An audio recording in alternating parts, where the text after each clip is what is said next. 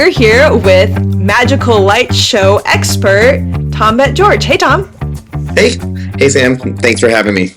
Absolutely. Welcome back to the show. So you just put out your 2025 full Christmas show. Tell me a little bit about it. What number year was this for you? We started in 2013, so 13, it would be 12, or would it be 13? Yeah, it's like you have to count the 13, so yeah. It might be literally, I think 2013 was the first year, so it might be the 13th show. Yeah, I was looking on your YouTube channel, and I think the first one that really blew up for you was like January of 2014. It was your Christmas show. Mm-hmm. You got like 10 million views. What was your full-time gig before you started doing these light shows for fun and putting them up on YouTube?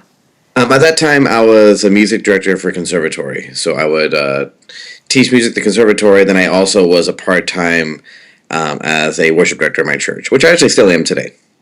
Oh, awesome. You got a ton of views and a ton of traffic from these light shows, just putting them up on YouTube and your social channels. Does this kind of work support you year-round? Oh, yeah, if absolutely. You don't mind me asking? No, it's okay. So the way that most of or actually I'm not sure if most of it is the right way. I'll just split it into thirds. I don't know the actual percentages. I probably should. I'm not much of a business person. I'm more of a creative person. That's all right. But I would say probably a third of our income that happens all year long. It's just people who use our programming. So we have 11,000, I think, customers that have used our programming. Mm-hmm. It doesn't mean we've been there on site, not at all, but it's more like 11,000 houses or businesses have downloaded sequences from our website to use. So like we'll do the programming on our house, and then they'll take that programming and re-implement it. So those sales happen all year round. Another third of the income is probably our installs that we do. So we do like commercial installations at theme parks, large businesses, hotels, and that sort of thing. And then another third is maybe like, product sales and that sort of thing. Oh, it's not exactly those percentages, but it just... No, yeah, in general. Yeah. Mm-hmm. That's interesting. So quick plug for your first third of that business is magicallightshows.com. At one point, like when you were making these videos and they were going viral, did you say like, oh, I could make a business out of this? Like, where was the switch there? It was 2015 when I got hired to do a commercial project. And then in like 2 weeks of work, I was making what I made in 3 months of work. Wow. And then I'm like, oh, geez, like this is like, up to that point, I've been always an employee, like of a school where you're not going to be making, I mean, you don't go into education for the money, right? But I was like, whoa, this is like really, really helpful. At the time I was saving up money for, I think, a wedding and a house at the same time. So I'm like, oh, this is actually really, really cool. So that's when the switch kind of happened where someone just asked. And the funny thing is, I think to this day, we never really advertised our services. It's just been organic. And by organic, I mean we just put out videos. Yeah. And we're just doing like, hey, wouldn't it be cool if we did this?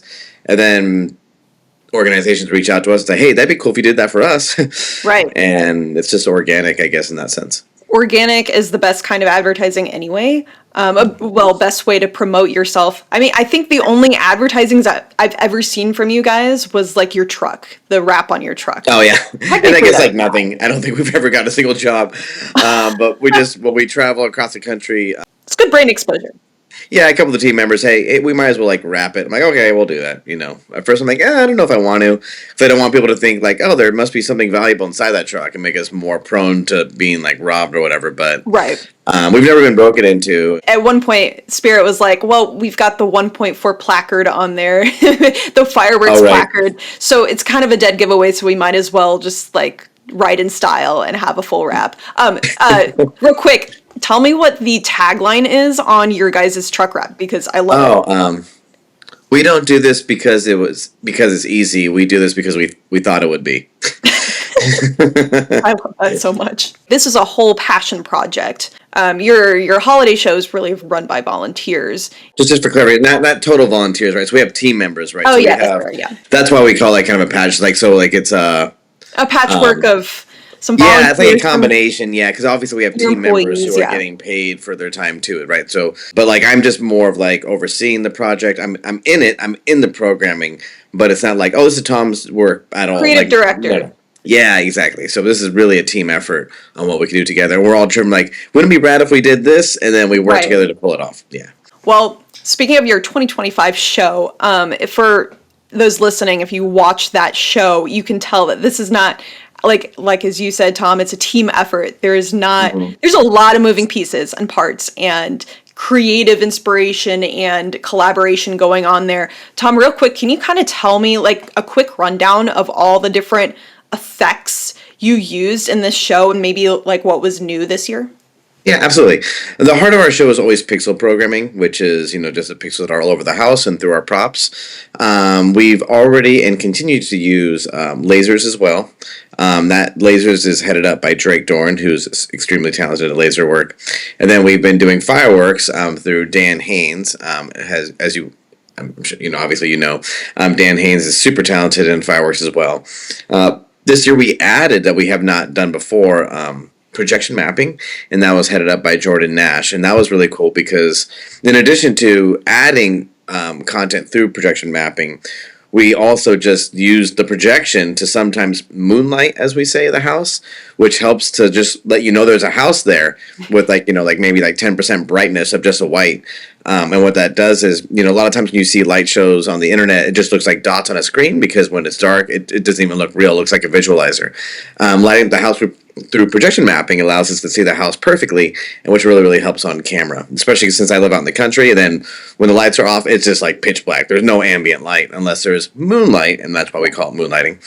And then in addition to that, this year we also added a water fountain, which is super, super new. Like when I say new, it was installed 3 days before we filmed. So we were playing with it in our shop while we were building it, but we only had, literally 2 days of programming in front of the house while we're also trying to get all the other technology working. So we figured we get our, pun intended, feet wet with the first one. And then next year, by the time we're filming, we'll have a lot more of that. We also introduced spark jets, which spark jets are, it's like a firework, it's pyro. It's basically a cold spark with an air compressor inside of it that launches it like 30 feet up. So it's kind of like a firework, but instead of it being like, you light it and you sort of thing, it's basically just like a cold spark machine. And those are pretty cool because we got the V2s, which allows you to do three hits within a few seconds or in succession. I think the projection mapping and the water are the newest technologies. Everything else we've been using, and of course we've been using for years, moving head technology, which is just the beams, stage lighting. But we did switch over to a better beam, and that just, it looked amazing on camera. For the first time, we were able to pull off colors like really, really solidly with beams, which we usually avoided like the plague before, because just without like a ton of particulate matter, it's hard to see. And we added no particulate matter. It was just whatever's in the atmosphere. We used no haze machines, no foggers. Obviously, occasional fireworks smoke was in there, but that usually just makes it more patchy. So, gotcha. Did you have a total count, like fixture count? No. Did you ever get a total count? Yeah, because honestly, we're not. I don't think it's even an impressive number. I don't know what the number is. It's not going to be like 5,000, 10,000. Obviously, no. It'll be like much higher than that. Pixel count. It's not like we have like 1 million pixels or anything like that. And we don't pride ourselves with more. It's more like right. It's like what does it need? Yeah, and like what does the story need? What do we need to pull it off? And we don't like things on top of things. Mm-hmm. We don't like to put props on top of props on top of props. No, because then you just kind of waste.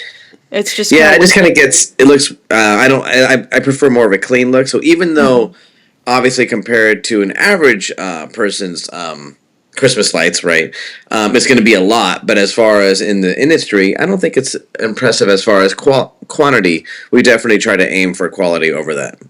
Definitely. That makes sense. I genuinely thought that it all looked super clean, super cohesive. It wasn't like overwhelming, which is really, I feel like, easy to do with all of those things going together. The choreography was just spot on. For the lighting and SFX nerds out there, what kinds of brands do you recommend for some of that stuff? For pixels and beams, we actually recommend our own brand, which is Magicolor, and not because we have it. We use that because we do think it's the best value, the best bang for your buck. For like spark jets, we use Chauvin for fire, Chauvin. For fireworks, obviously Spirit of 76, gorgeous fireworks.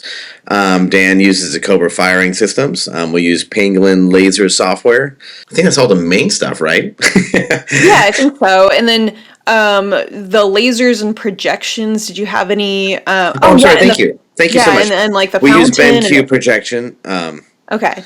And then Drake, I have Unity lasers myself, and then when Drake comes he brings lasers himself, and he has his own custom lasers as well. But we use Pangolin software, but I believe the lasers themselves are unbranded. Gotcha. Okay.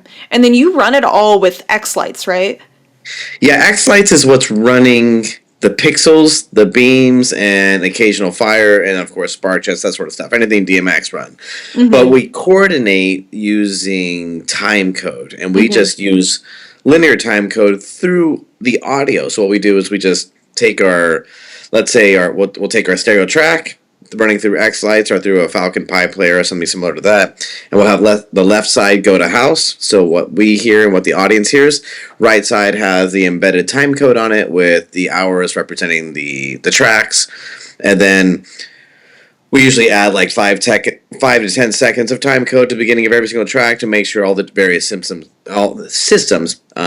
have the time code before we start launching fireworks or something that we can't get back right away. So lasers, the fireworks, and projection are being connected via timecode. Projection is being run on Resolume to be able to accept the timecode. Gotcha. And Cobra systems accept timecode directly, and Pangolin accepts timecode directly. Gotcha. And I may have asked this last year, but how does that creative collaboration happen when you've got multiple different, like, you've got your laser script, projection script, fireworks script, and light script? How does that work individually? Did each person kind of get the audio file and start kind of scripting to that, and then like you add it all together? Was there like a little bit of like a mixture? How did that work? Well, we sent out an audio file, of course, to everybody, but we don't just tell them, hey, do whatever you want, because we call that operating in silos. And then it usually does not end well because then everyone's running over each other. So instead what we do is we make a Excel sheet. And I think this year, me and Matt started on the sheet. I can't remember if anyone else like jumped in on it. And then of course each team member, when they were adding notes too, like we would write down on this giant Excel, or actually specifically a Google sheet that's the shared doc, and it'd be planned out. So like colors is always like falls on me, so I'll always say, hey, we want this color firework or this color laser at this moment from this time code to this code. And what we do is we try to create spaces for each form of art to operate. Now there's some moments where like the downbeat of a chorus where there might be like 6 things all happening at once. That's okay for a moment, but we definitely create spots where it's only fireworks, it's only beams, only lasers, and then we specify that in the Excel sheet. We're like, hey, don't worry, we got this note covered, but this synth, we really want the lasers to do. This downbeat that's really, really powerful, we really want the fireworks to do. We really want to do the beams in this, and that way people don't spend hours of work and then we just delete it at the end, which is very frustrating for each team member. And we've been through that too. We learned the hard way. We're like, when everyone does whatever they think, and then we come together and we're like, oh no, we already have that handled, and now it just looks messy. Which makes sense, but it's still kind of demoralizing if you spent 20 hours on like this 1 minute of programming and then we delete it anyway. So to combat that and to be more proactive, now we're like, hey, we're going to give you this. We're not touching it. Whatever you do, we're going to, but use these colors, land on these notes, use these sort of effects, right? So we create these parameters. Collaboration mode. Yeah, and then every once in a while someone says like, oh, what would be really cool? What if we did this? And we're like, yeah, that makes sense. And like, and then they'll add it and they'll put it in the Excel sheet. And that way we're accommodating it. And then we'll share files with each other. Me or Matt or Steve will upload like the video of what the pixels look like.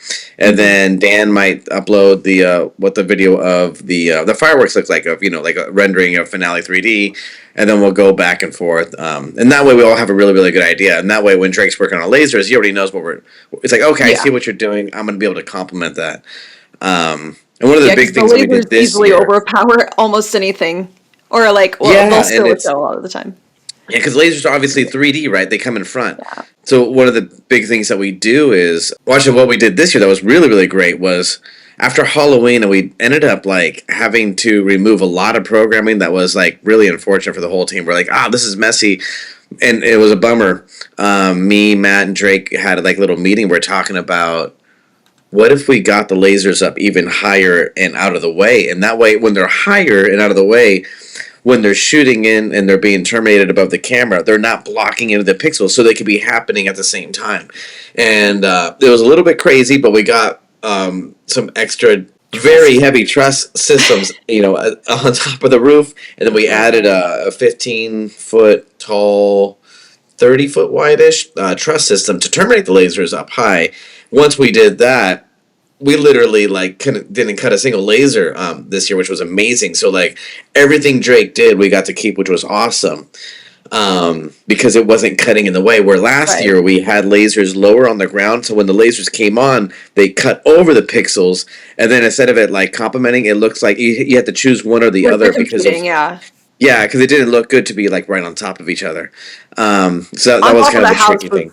A great move. Even though it looked a little complicated with the setup, but I mean, I thought it looked pretty clean after they were up. Oh, yeah. It looked awesome, and that really worked out, and that was great for everybody because it's like, hey, it's also encouraging if you know the work you're putting into something isn't going to be deleted because it interferes with something else. So that was awesome. Yeah, so that was really cool. With like all this collaboration going on, especially where you're like, okay, I'm going to, identify these scenes and these colors. This effect gets its moment here and this effect gets its moment here. I feel like your musical background really lends itself to that because you're like a composer, right? Mm-hmm. Where you're orchestrating a symphony, basically. Everything kind of comes together cohesively and not just like all the time. Right, and it's also like it's just more like just having like a style because like every single person on the team could do their own show completely by themselves and it'd be different. But what we do is we just kind of like we have like a style, and we tend to be very literal. We don't program to the emotional response that we have from the music. We literally program to the music, and that's kind of like the style that's become like Magical Light shows. And then when team members come over here, they might do things differently on their own. When we come together, we get very, very literal. But then it's a cohesive style because if everyone just did their own style, even if it was great programming in and by itself, it wouldn't really mesh well. So we just create parameters, and then all the time the team members who are all, like I said, I can't say it enough how talented they are. Their ideas are awesome, and then we're like, hey, you know what? We were planning this, but what you came up with is so much better. Delete, forget everything I said, right? So we just kind of create parameters so they have the right direction. But every once in a while, we'll have someone like, hey, you know what? What if we did this? Check this out. I'm like, oh my gosh, that was epic.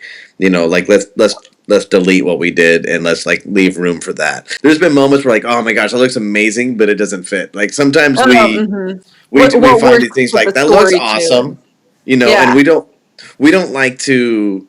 Hey, we have a laser. Where can we use the laser? That it's almost like.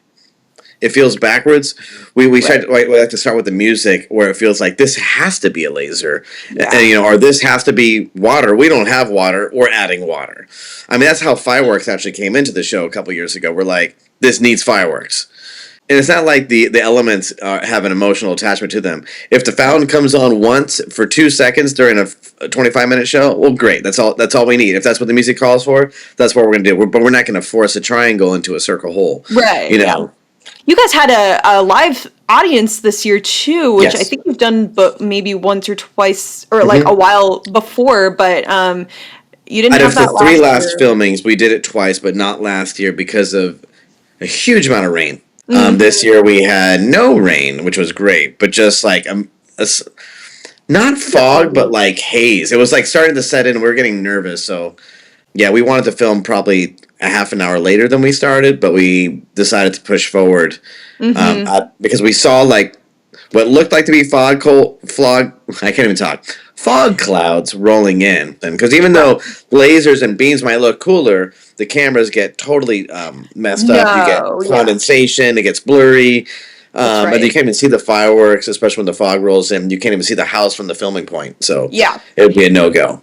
And it was so crazy because like I live in Missouri, and so California in my head is like, oh, it's gonna be dry, it's gonna be fine. But then it started fogging up, and all our cameras were fogging up in the evening whenever it started getting cooler. And I'm like, I'm from the Midwest, I'm used to this. But like, I didn't even realize, because you're out there for like several hours, because with lights you can like turn those on and keep recording all night, versus in the fireworks world we only have limited shots. So, shoot the show and clean up and we're done out of there by midnight usually. Mm-hmm. But you guys are like going till like the sunrise, which is absolutely insane. And the cameras are like fogging up, and like because of all the temperature changes and this fog rolling in, and so that's wild. But back to your audience. So you had like several hundred people at least invited to come out, and which is pretty cool that you were like able to offer that to the local community. And I noticed that you guys were collecting donations. Do you want to talk a little bit about what you were collecting donations for? Yeah, we it's like this battle, right? Like, we don't like to get donations to the show because like we do this because we want to. We don't want people to feel like But like sometimes people are like, well, no, we want to give. I'm like, okay, well, don't give to me because it just feels wrong. In the past, we've worked with a lot of organizations that it's always been something connected to the homeless or needy. For the past few years, we've been working with an organization called Haven of Peace. By the way, I'm not sure if you notice, we just got sunlight, which is crazy. For the second time in 3 weeks. This was the second time right now. You can see the glow that just changed. Oh my goodness. That fog that you saw, it was the Thule fog. We had it, and it's been just caked on the Central Valley of California since maybe it's more than 3 weeks. It was about a week before filming, and it hasn't. It's going away. No. But I missed my son. But it was funny. And then we're about to lose it for another week. But anyways, back to your question. Haven of Peace is an amazing shelter for women and children, and it's great because it's not just a shelter. It's actually a place that helps rehabilitate people. So help them get jobs, get back on their feet, save money for a place. And I've always had a heart for organizations like that. So it's not just like giving out handouts. It's like, how can we rehabilitate you, help you get back on your feet?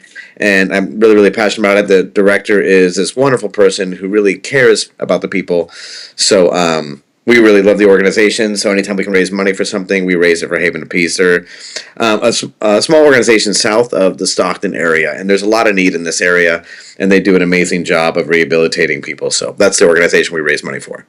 That's sweet. I was really, it was like super heartwarming to see that you guys were collecting donations for that. Do you guys think that you raised a little bit? I actually haven't even counted it, and I'm going to tell you something really ridiculous. We were just laughing about it. We haven't even opened the donation box yet. Whatever the donations were, we'll just match it, and then we're going to give it to Haven of Peace directly. Oh, that's cool. You match it too. Yeah.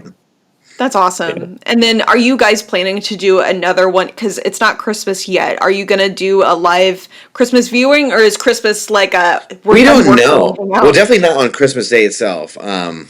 On Christmas Eve, I'm at church the whole time.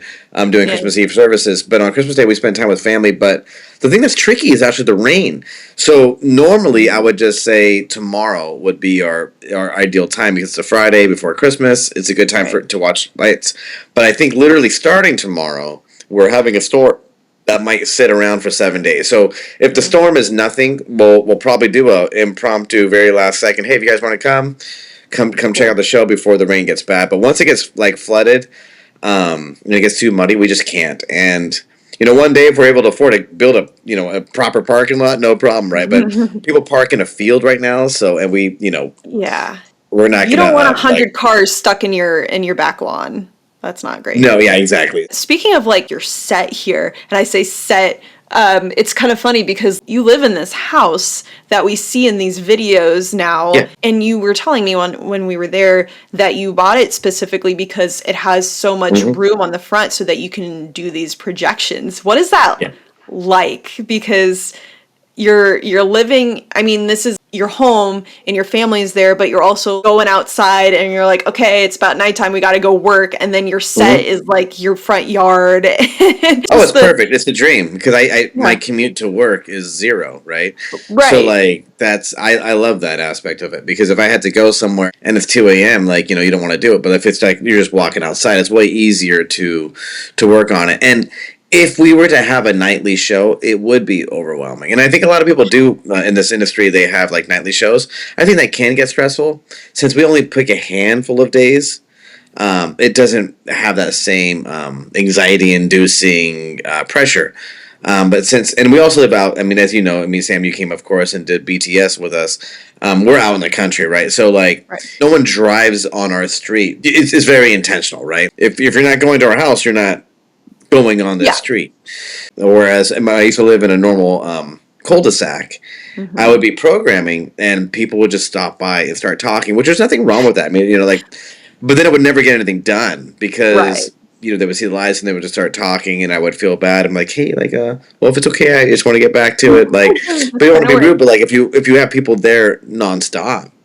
And then, of course, when we had like beams in the sky and it's like 2 a.m. and I'm programming, the only people that tend to show up are people who are like, I'm literally they're mostly high. They're like, we saw these lights in the sky and we thought we'd come find them, and then we're here, and they start asking ridiculous questions because they're also like under the influence, and I'm like, should you be driving right now? Like, and it's just but literally, and I remember one time, I'll never forget. Someone knocked on the door at 2 a.m. And they're like, we heard this is where the lights are. They were high out of their mind, of course. We're like, gosh. And I was polite. I wasn't rude. I'm like, yeah, it is, but it's 2 a.m. though. And they're like, can you turn it on just for like a second? I'm like, it's not that simple. Like, it's actually, it's a whole ordeal, like, for setup. Like, but if you come back at this time, we'll be able to watch a show. You sure you can't just turn it on right now? We just drove out here. Like, I'm so sorry. You know what I mean? But you can watch it all out here.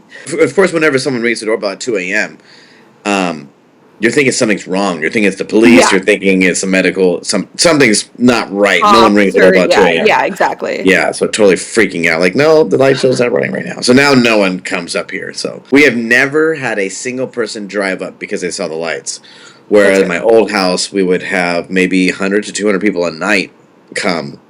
Wow. Without while I'm programming. Yeah, it was. And at a certain point you're like, I have to get out of here. I can't work and do this. Well, what I would do is I would put a cord in my car, and I would sit in my car watching it. And then I would have the wire, so half the time people didn't even know it was me. That's what I ended up doing. Oh, okay. And also because it was cold, and I'm a princess when it comes to the weather. So, yeah. And as you know, I'm really surprised. Whenever I was out there, I just had a California. Yeah, like, it's. I know. And it's like very similar climate, honestly. Besides it just like being in the valley versus Midwest, but I was like, it's 40s. I'm totally used to that, and then it like would dip a little bit to the high 30s, but then because like I want to talk about your recording schedule again, because like in the fireworks world, we're like in and out, and like we're done by 11, 12 midnight. You guys, lasers can go all night, right? Like, yeah, we're done when we're done. Like, when we get the shots. This year, we actually stopped earlier than ever. We actually stopped at 2 a.m. We literally got all our shots, and we're like, at this point, if we were just shooting, it'd be overkill. Yeah. On the main filming night. But you guys were filming other nights, too, where you were, like, up till the sunrise. You were out there from sunset to sunrise. Yeah, we always go till sunrise. Yeah, we just go, we push until...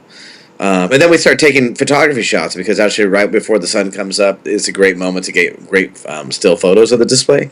Yeah, but no, it's just, and I'm ironically, I'm a morning person, which makes it even harder for me, because I'm smart at 6 a.m. and I'm an idiot at 6 p.m. Yeah, I'm an evening person, and that's what makes like, the evening shows so enticing, right? And like just like kind of works with my schedule. So you guys were like, oh yeah, okay, we're just waking up at like noon. I'm like, oh yeah, that's typical. And then you're like, oh, but we're gonna pull another all-nighter. It's like, oh, okay then.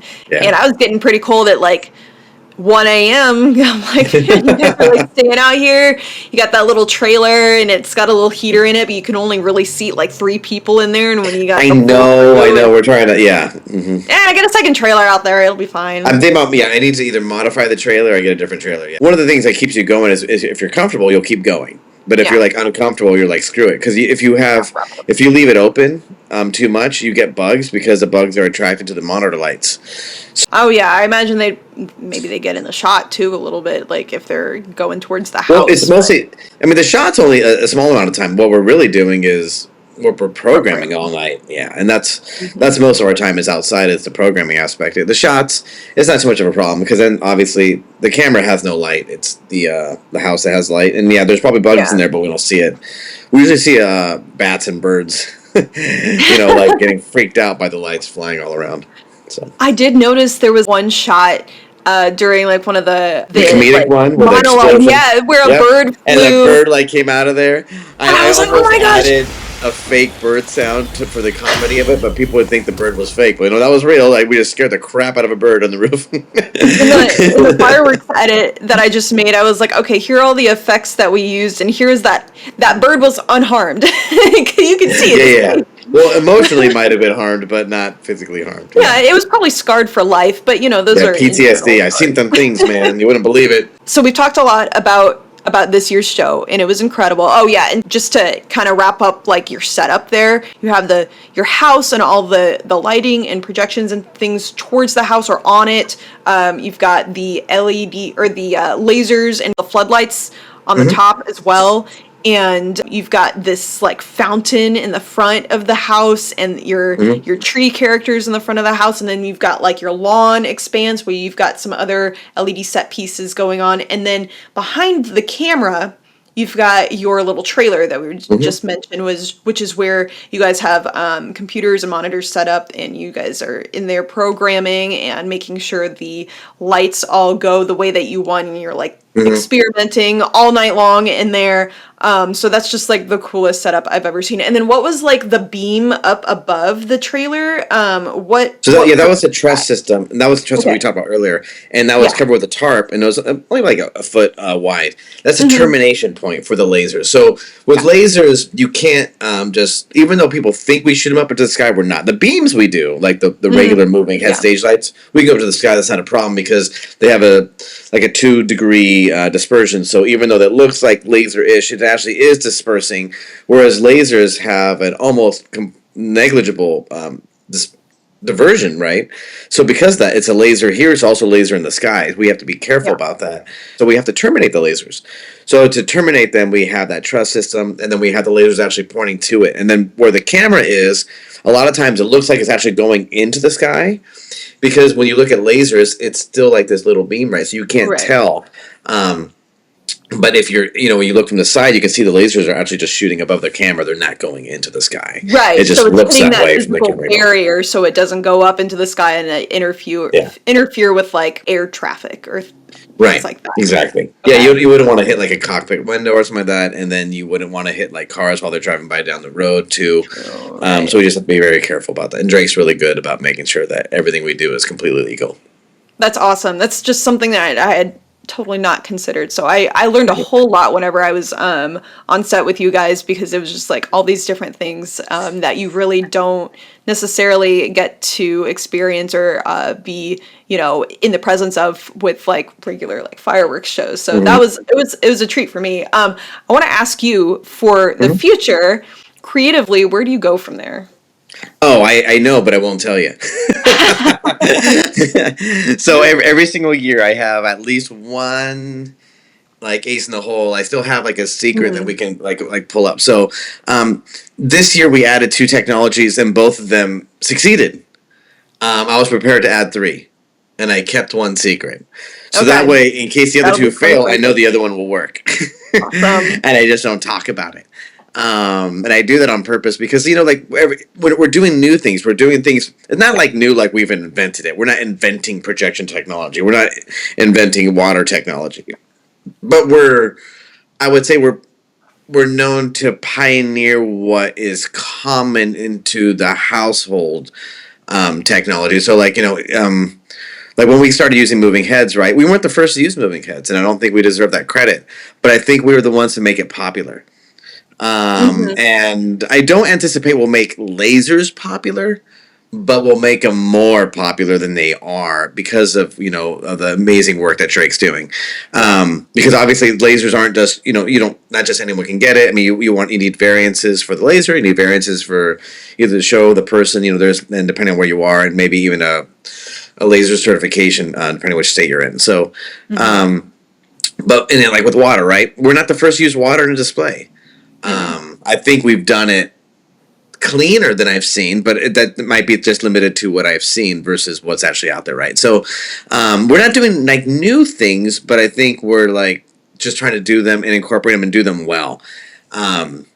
So yeah, I mean, it's kind of like I guess it's kind of like Apple technology, right? Everything that Apple does isn't like, or not everything. Most things that Apple does, probably an Android did it like 10 years before, but Yeah. maybe Apple does it like really, really well, and then takes credit for it. But Popularized we're it not a trying to little take bit. credit for new technology, but we're just trying to do it really well. But you're trying So to that one up becomes yourself too, right? Every year, just a yeah. little bit. Right. As far as households, we don't feel like we're competing with anyone else other than ourselves, right?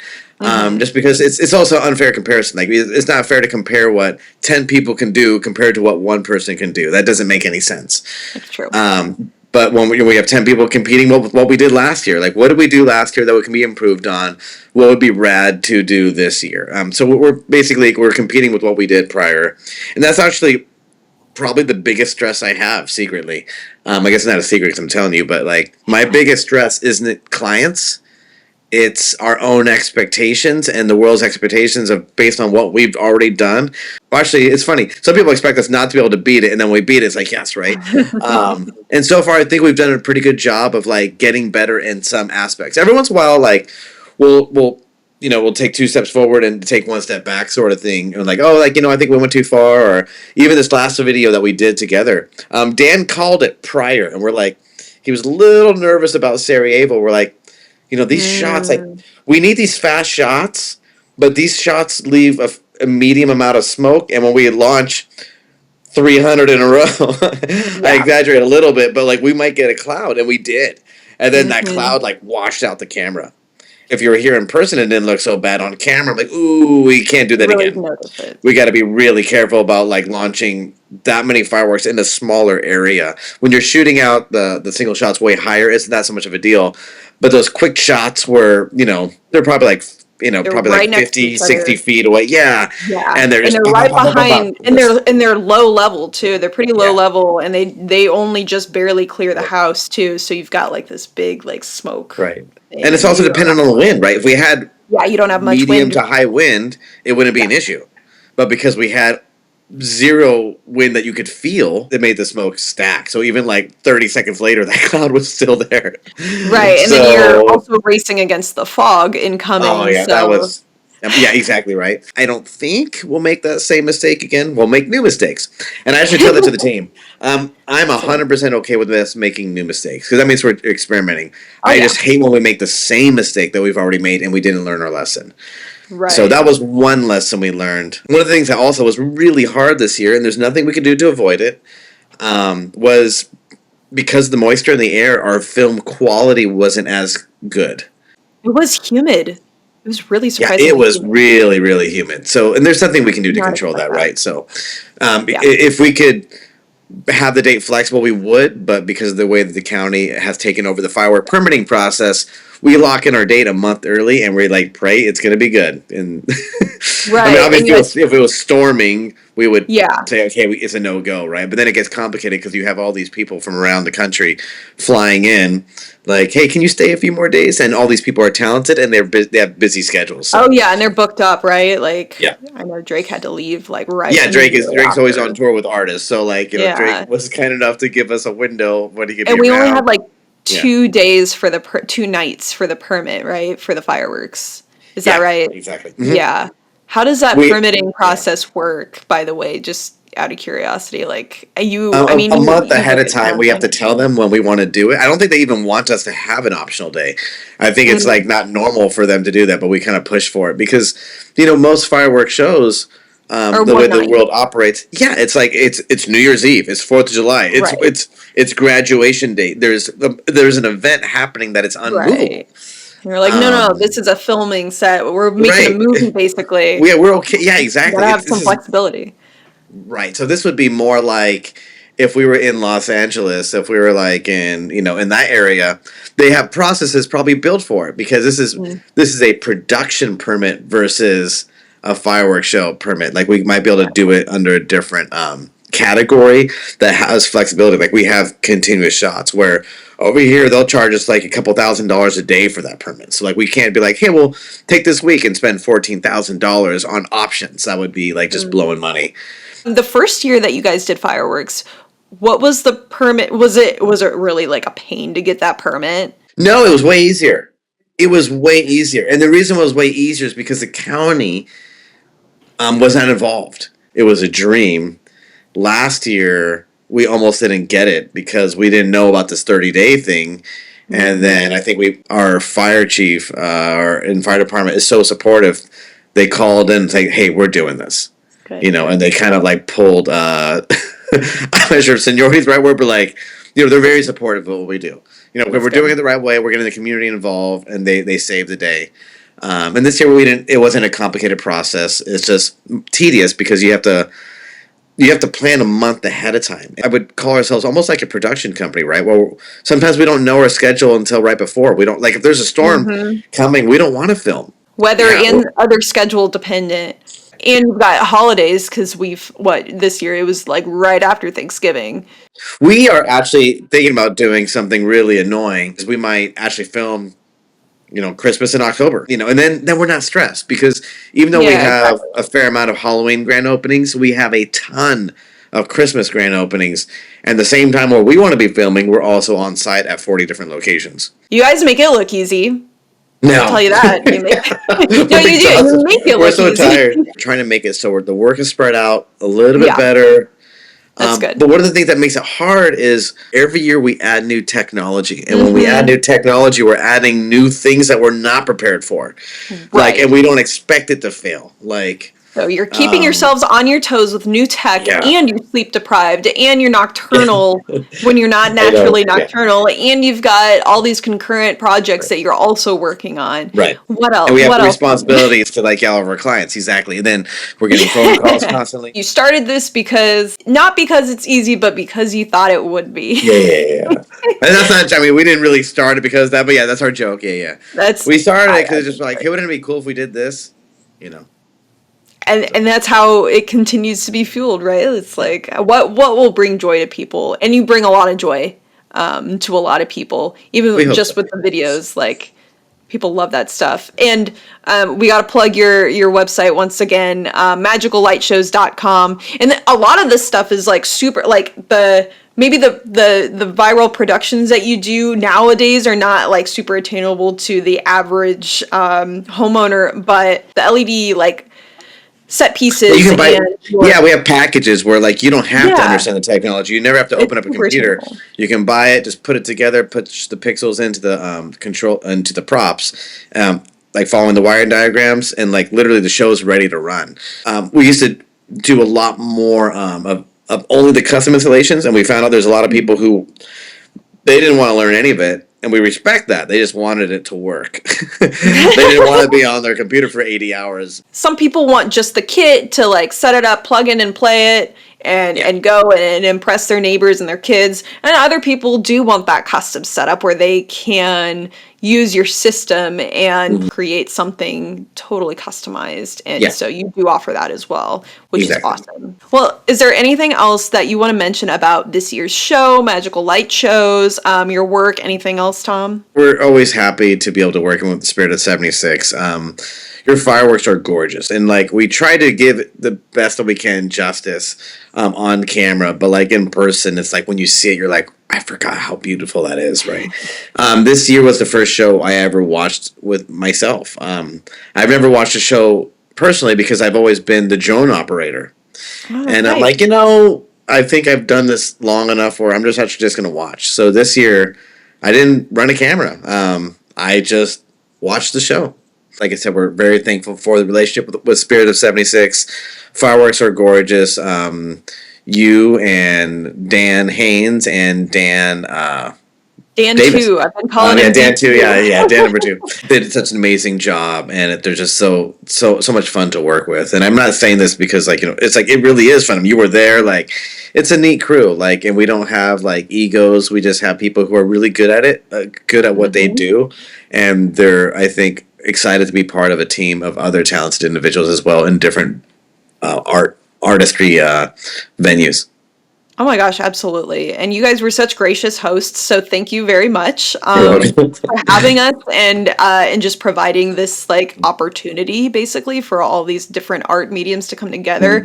I already said it was very, very enriching for me just to be able to be present with that, and to I helped with the fireworks setup. I helped a little bit with recording, mostly just providing my my camera for the cause, essentially, because after it hit 2 a.m. I was like, peace. I'll see you guys tomorrow. Yeah, right. But no, it was just such a rewarding time to be there, and just super educational, super eye-opening to see all the different pieces come together. The most talented crew that you could have selected was there and on site, and everyone was so passionate and so talented and knew what they were doing, and such a pleasure to work with. So it was just a great time overall. And for anyone listening / watching this, you should absolutely go check out Tom BetGeorge on YouTube. Go check out magicallightshows.com. These shows are freaking insane. They're so cool, so many things going on, but at the same time, it's just such a beautiful masterpiece. So thank you, Tom, for being on here. Of course. Merry Christmas, Happy New Year. And well, this will be our behind the scenes, so enjoy it and go enjoy the full production as well. And Tom, we'll see you in 2026. Yeah, absolutely. Thanks, Sam. Talk to you soon.